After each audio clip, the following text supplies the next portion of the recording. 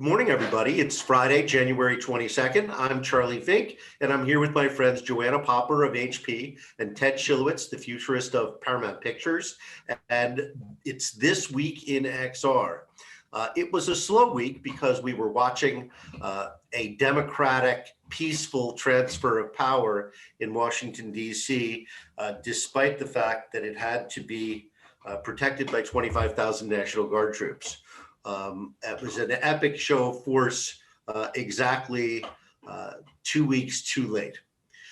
So that having been said, I'm looking forward to not talking about Donald Trump anymore. In fact, not even thinking about him. I do have one question that is related to tech and social media, which is a topic that we talk about a lot, which is why did it take Twitter 5 years to stop the madness? Yeah, it's hard not to talk about it. It's hard, I have to imagine the three of you and anybody watching this had some degree of massive cathartic response to this. My wife and I and my daughter, who's home with us during the pandemic, not back at school, essentially sat most of now 2 days ago morning and just wept. Like with every visual moment, connected moment to, it was so powerful, and I can't even begin to describe how powerful it was to have this sort of release of like this 4 years of, and it's not just Twitter. I think we might, I don't want to give blame to just one sector. It's the media sphere in general. Sucking into this machine and regurgitating and spitting it back out. I've had all kinds of little metaphoric thoughts about this. Last night in sort of half sleep, I was thinking about a weed, and a weed grows when you give it light and you give it energy and you pay attention to it. And a weed dies when you leave it in the darkness in the corner and don't give it the things it needs to grow. And the entire industry that we are all a part of in some way, shape, or form. I work for a giant media company. Joanna works for a giant compute company that's tied to the media sphere in many ways. Charlie, you've worked for many media companies that you represent and you pundit to the world, right? So we're part of it. We're talking about it right now. We're delivering media into the sphere, but it's almost like there's a two-sided thing to this. There's a testament to our democracy that we let it go on so long, that we don't quash it, because free speech in all of its forms, good, bad, or indifferent, is important. But then there are literally just bridges too far. And the way you stop it is you have to not give it credence. And even with all of the hyper critiques, like I imagine you guys are a fan of Rachel Maddow. I really watch Rachel Maddow. I've watched more Rachel Maddow in the last 4 years than I have my whole life. I have to imagine now I will watch less Rachel Maddow because it will just be less controversial, less crazy. Less obsessively watching Rachel Maddow. Yeah. Sometimes I think it's been terrible for my wife's mental health. Yeah. And not so good for mine. I think the media has profited greatly from this madness.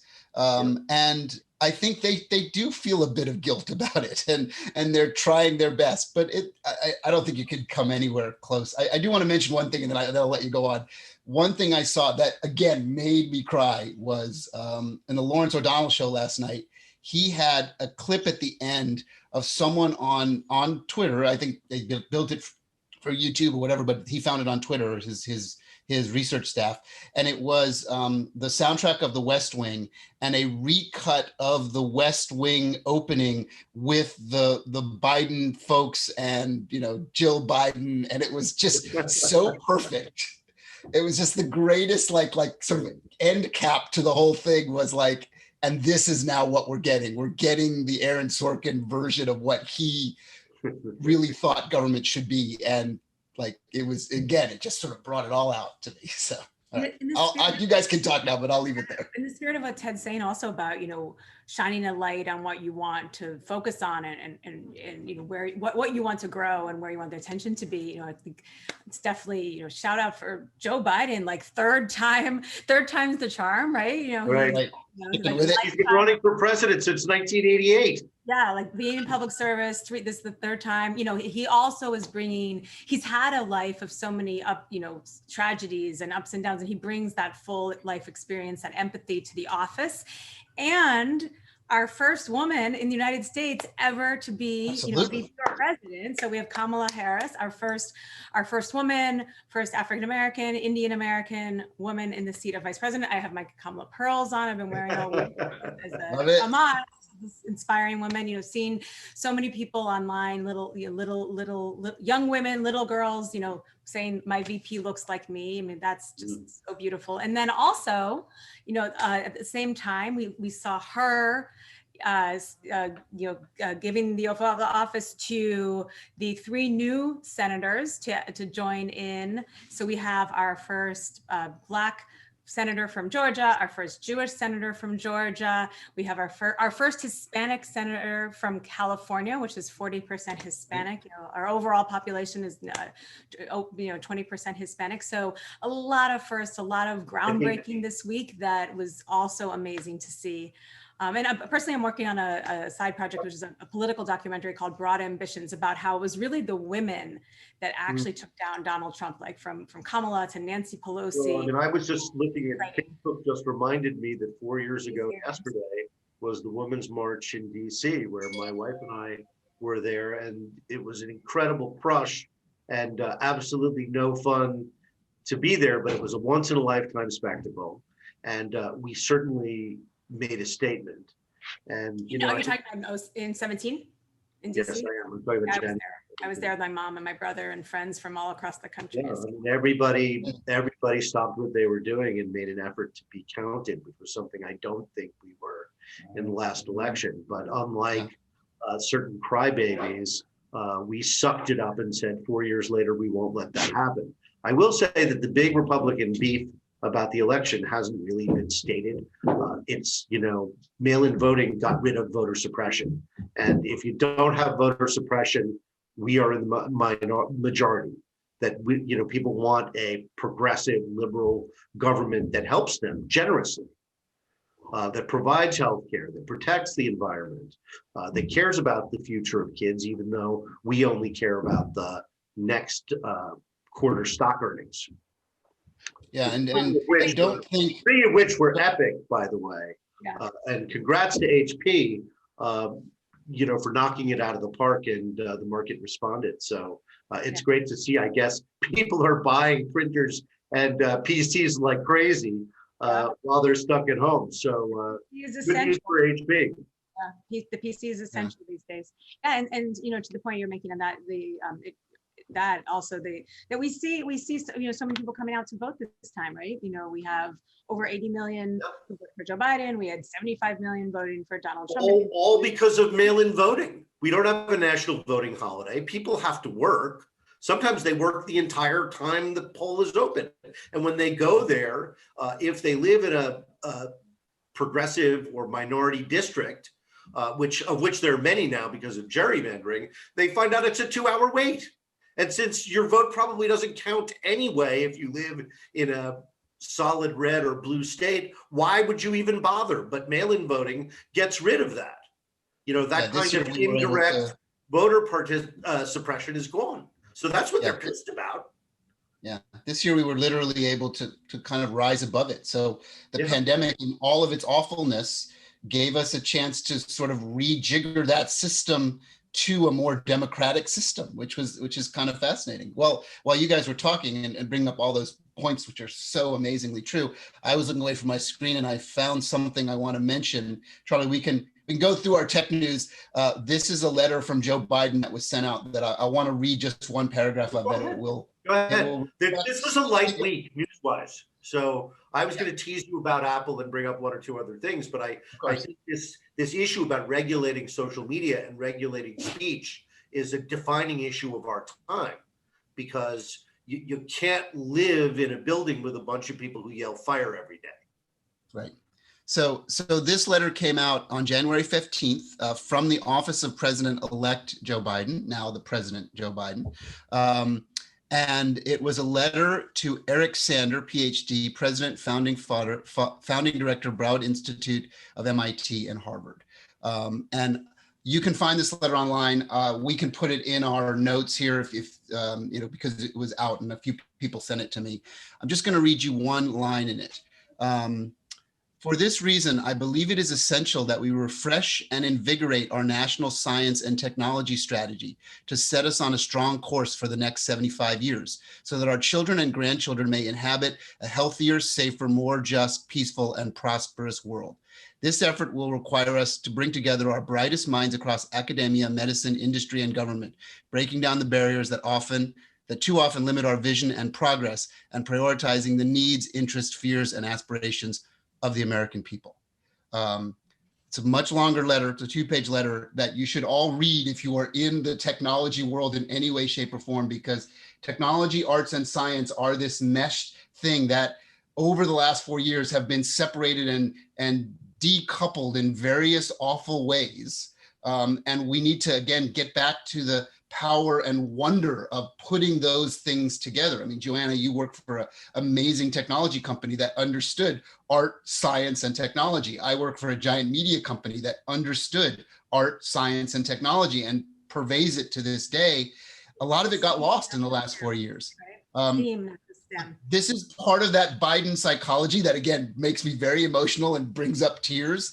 But the fact that he, someone else wrote this for him, right? But it's in his voice and in his spirit that he put this out to the world 10 days before he was inaugurated to start the process of understanding the importance of art, science, and in our world, technology. So I just thought it would be an interesting thing to maybe set the course of what we talk about. It's so true. All the companies we've worked for in the past, the company I work for now was founded on those principles, right? It was our 2 founders in a garage building technology for Walt Disney for his movie Fantasia. Yes, amazing. Not just STEM, but STEAM principles, and that has come through ever since. A lot of one of our themes of this year is PC is essential. Right. And that PC is used for creation. It's used for consumption. It's used and you use across all so many different areas. We're using it right now to do this. We're using personal compute technology in all of its forms, 12 different forms right now. Right. So, what could happen, honestly, since we're about to print $2.5 trillion, what should happen is the government or we should make sure that every kid in this country has a laptop and a high-speed internet connection. Mm-hmm. And whatever that costs, we should pay it. Yeah. A generation ago, I don't believe in reparations. I think it's too late for that. I think it's time to start treating everyone as a first-class citizen. That would go a long way to stimulating people in this country to feel like they're part of a team. And I think that's the thing that we're losing is we don't feel like we're on the same team anymore. That was, 9/11, as horrible as it was. I remember that feeling like, well, I don't hate Republicans. I love Americans. And we have lost that feeling. Part of it is out of control media, certainly. But part of it is that it got tribalized by that out of control media, and now the media. Now the media is a symptom, and not the cause. So anyway, getting back to the tech idea, it just would not be that expensive to do it. It would put a lot of people out of work, and it would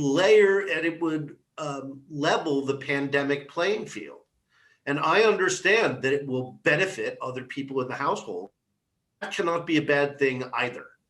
We have an income divide because we have a tech divide. We have a tech education divide. And a lot of it is just economic. They don't have the equipment.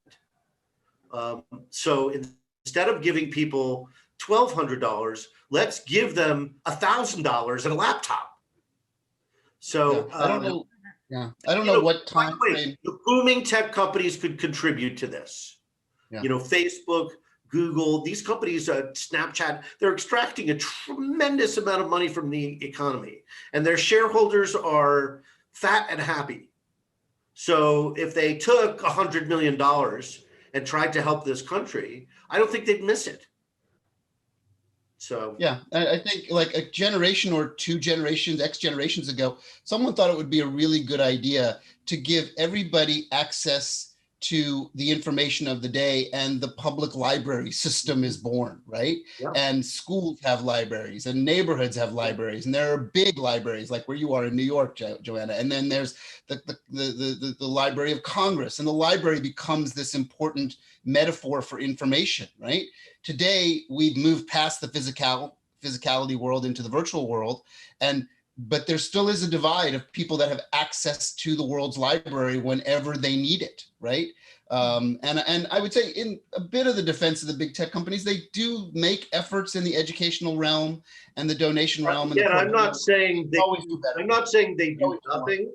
I'm not saying they do nothing. I know Google's got a big education group. You know, Facebook has been reaching out to for years. So I'm not suggesting they do nothing. I'm just suggesting maybe a Marshall Plan. Yeah. Or just do more, right? Or could be part of that. A Marshall Plan for our own country. Imagine that. Yeah, I agree. I think we'll see some level of New Deal at some point, you know, however that looks, you know, that I hope so. I mean, it's, you focusing know, on bridging the digital divide, and it's certainly, you know, I can speak for our company. That's something that we're highly focused on, but it probably does take some level of national resources to attack it fully. well, here's a good opportunity to pivot to HP and some questions I have for you. It's rare that we get you on the show, but it's so great to see you. And I miss seeing you and my other friends like Ted in the real, but it's so somehow nice we're making it work. Thank it's you so for nice to coming. be here with you. And I can't wait for the day that we're all actually together again. I miss the XR hike. We missed the XR hike. Ted, on one of the picture of us at CES when HP did the Soul Cycle spin class that you came to. Yes. I think that was, you know, 2 years ago. I remember us in China on the stage either before or after some big event with our Quest Ones on, competing Beat Saber together. Yeah. So speaking of VR headsets, Joanna, when are we gonna finally get the goods? Booked goods. This guy, do you not have one? I do not have one of those. All right, well, we'll work on that. Charlie. Yeah, we have to work on that. I've got my PC right here. I am ready to rock and roll. And my old Vive Pro is so bad compared to my Quest 2. Make sure we fix that. Yeah, HP Reverb G2. Oh man. We'll make sure we fix that, Charlie. The entry-level enterprise headset. So Apple, by the way, big news this week, Bloomberg reporting that Apple has a VR headset, which is a little different than the one we were talking about that would disrupt the optics industry. It looks more media focused. So I've been saying all along that Apple is working on more than one device. I've been in sort of, in addition to all this fantastic, like wonderful thing that's been happening in our country, I've been in the last 24 hours in the managing expectation modes as everybody reaches out to me for these kind of like, hey, what's this all about? And, you know, I think, you know, Bloomberg's a good news organization, but I think every once in a while they're like, maybe we should just regurgitate some of the stuff that we already know and like create a new rumor moment. And Mac rumors, which we generally don't write about, was a swirl last week before the Bloomberg article came out. But it seemed to be the usual rumor about, you know, some kind of glasses announcement, you know, coming out in the next few months. And I guess they were talking about a second headset that was going through the process in Shenzhen of evaluating its manufacturability. So, you know, and that could mean anything. I don't know how many products go through that process, you know, in their development phase. So we'll have to see. I'm like Ted, I'm a little bit skeptical. I think the first device is not going to be all that. It's going to be expensive. There won't be that many of them. It'll probably, like the original iPhone, have lots of little bugs that need fixing. And it's going to slowly iterate itself like the iPhone did into a more mobile, more useful device. But I wouldn't be surprised at all to see kind of a basic VR with, you know, some kind of pass-through AR coming from them sooner than the disrupt the optics industry glasses, which you know, have lots of separate challenges. from a technology standpoint. So that's the Apple news for the week. The other thing I wanted to bring up, because you're here and you're in charge of LBE, right? Location-based entertainment. If you had asked me about location-based VR last week, I would have said, well, it's sort of a quadruple whammy, right? It's a narrow margin business to begin with because it has barriers to its scalability, right? Any kind of retail business that involves atoms faces that challenge. So that's just built into their business model. Then you add to that, the collapse of the movie theater, which I think is going to be not good but bad for LBE, because I think people are going to lose their conditioning for out-of-home entertainment, and they're going to start to look at premium entertainment as things that they consume at home. And so I think that the industry at writ large is at risk in ways that we aren't completely clear. And then there's COVID, and who's going to want to share a headset when you've got a Quest at home anyway? They have to charge, the operators have to charge $20 an hour, $20 for half an hour just to break even. So, it's not a cheap activity. Yes, it's better than being alone at home. Of course it is. There's a new company coming out where they're delivering shipping containers that are already completely outfitted to be a kind of holodeck-like experience. And then Virtuix is putting up $100,000 in prize money. They operate the Virtuix Omni, esports attraction on their patented dish, where people can, feel like they're locomoting. And so HP and specifically your job at HP has been to nurture that business and, to try and help those entrepreneurs. So it sounds like, and Meow Wolf opening, it sounds like people are still believing in retail, even though it's unclear when we'll come out of this. I guess they're thinking pent up demand is going to help them blow out of the gate.